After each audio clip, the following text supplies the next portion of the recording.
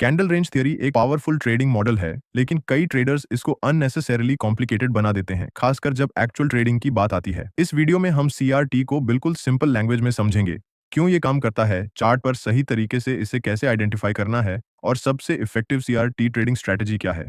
तो गाइज, अगर आप सच्ची ट्रेडिंग सीखना चाहते हो तो पहले लाइक बटन दबा दो और शुरू करते हैं। कैंडल रेंज थ्योरी बेसिकली कहता है कि हर कैंडल स्टिक अपने आप में एक पूरा ट्रेडिंग रेंज होता है, फ्रॉम कैंडल के हाई से लेकर उसके लो तक। यही रेंज मार्केट मैनिपुलेशन और ब्रेकआउट का बेस बनती है, और इसी पर पूरा सीआरटी मॉडल काम करता है। बेसिक आइडिया ये है कि हर सिंगल कैंडल स्टिक का हाई और लो ही उस कैंडल की ट्रेडिंग रेंज बनाते हैं, और जब आप इसे लोअर टाइम फ्रेम में खोलते हो तो वही हाई लो अक्सर टर्निंग पॉइंट्स बन जाते हैं, यानी सबसे मादा वाले लिक्विडिटी लेवल्स।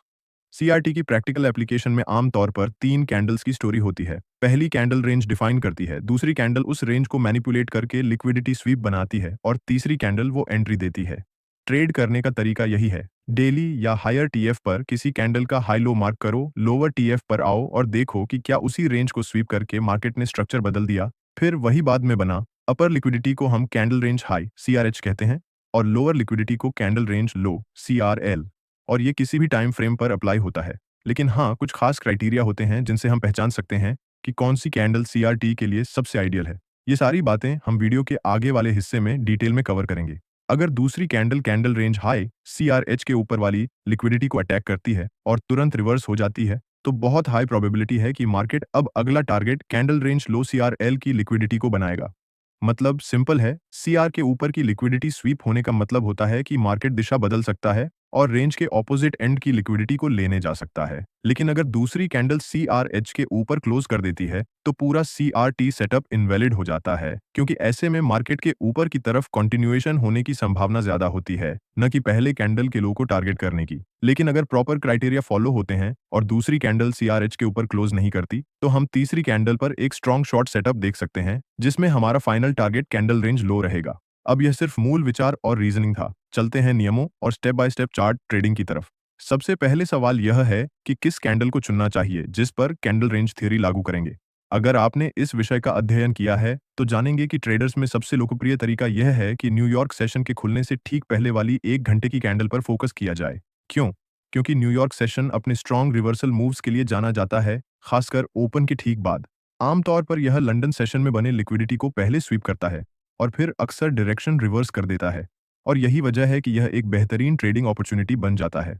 सीआरटी को 1 घंटे कैंडल पर न्यूयॉर्क ओपन से ठीक पहले अप्लाई करने का फायदा ये है कि जैसे ही प्राइस उस कैंडल के 1 आवर कैंडल पर न्यूयॉर्क ओपन से ठीक पहले रेंज के ऊपर या नीचे लिक्विडिटी स्वीप करके वापस रेंज के अंदर लौटता है, हमें एक हाई प्रोबेबिलिटी सेटअप मिलता है जो सीआरटी के रूल्स और एनवाई सेशन की नेचुरल वॉलेटिलिटी दोनों से परफेक्टली मैच करता है। लेकिन इसका एक बड़ा ड्रॉबैक ये है कि ये सेटअप कई बार ट्रेंड के खिलाफ ट्रेड करवाता है, और ट्रेंड के खिलाफ ट्रेड करना नेचुरली ज्यादा रिस्की होता है क्योंकि कंफर्मेशन कम मिलता है। तो क्या सीआरटी का इस्तेमाल करते हुए हम ट्रेंड के साथ भी ट्रेड कर सकते हैं?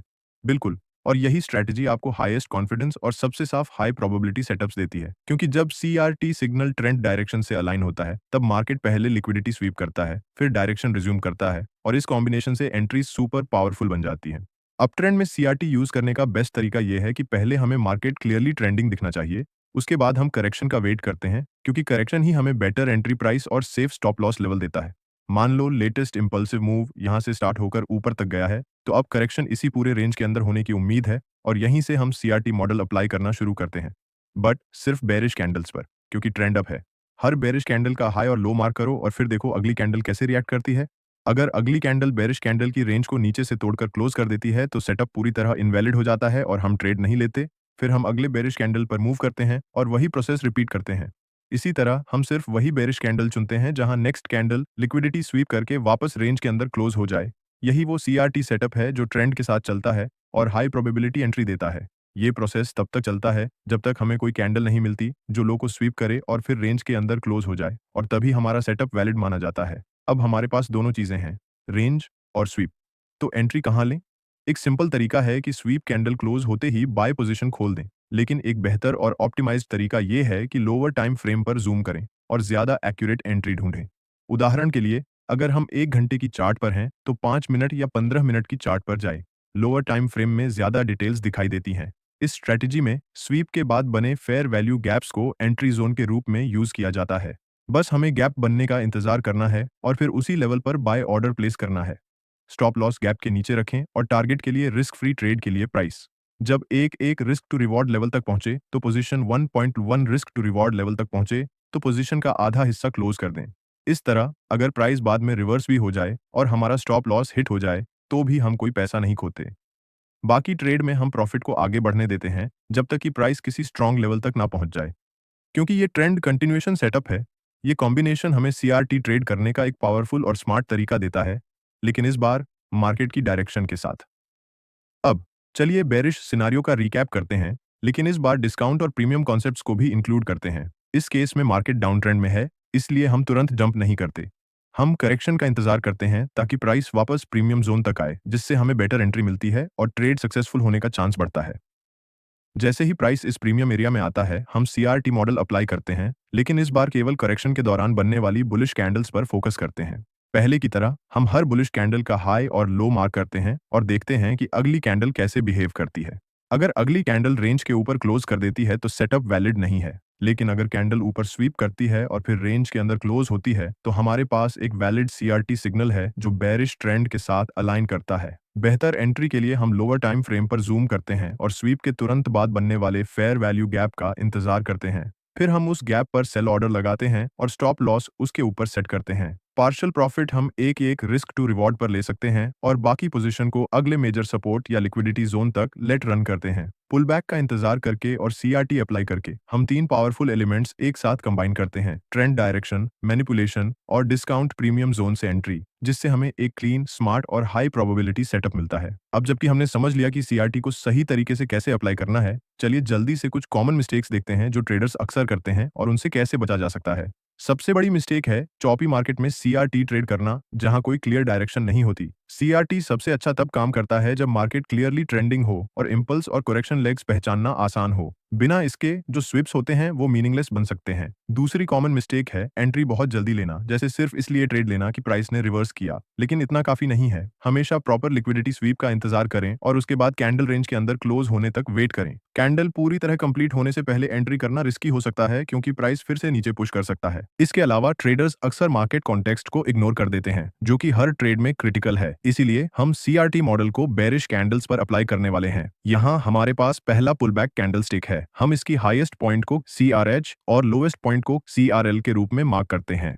अब हम सिर्फ यही देखना चाहते हैं कि प्राइस CRL के नीचे जाए और फिर वापस रेंज के अंदर क्लोज करे। लेकिन अगर अगली बेरिश कैंडल पूरी तरह से CRL के नीचे क्लोज करती है तो हम इस ट्रेड को स्किप कर देंगे और अगले सेटअप का इंतजार करेंगे। तो चलिए देखते हैं कि अगली कैंडल बनने पर क्या होता है। यहाँ हम देख सकते हैं कि प्राइस ने CRL के नीचे विक बनाया लेकिन वापस रेंज के अंदर क्लोज किया। अब हमारे पास रेंज कैंडल और स्वैप कैंडल फॉर्मेशन तैयार है और हम लॉन्ग ट्रेड के लिए तैयार हैं, उम्मीद करते हुए कि प्राइस CRT मॉडल के अनुसार ऊपर की ओर मूव करेगा। लेकिन सवाल यह है कि मार्केट में एंट्री कहां करें। ट्रेड एग्जीक्यूट करने के लिए हम 5 मिनट की चार्ट पर जूम करते हैं ताकि एंट्री को सही तरीके से सेट किया जा सके। यहाँ 5 मिनट की चार्ट पर हम और ज्यादा डिटेल देख सकते हैं। ये हमारा लेटेस्ट इंपल्स है जिसने लिक्विडिटी स्वीप की और रेंज के अंदर क्लोज किया।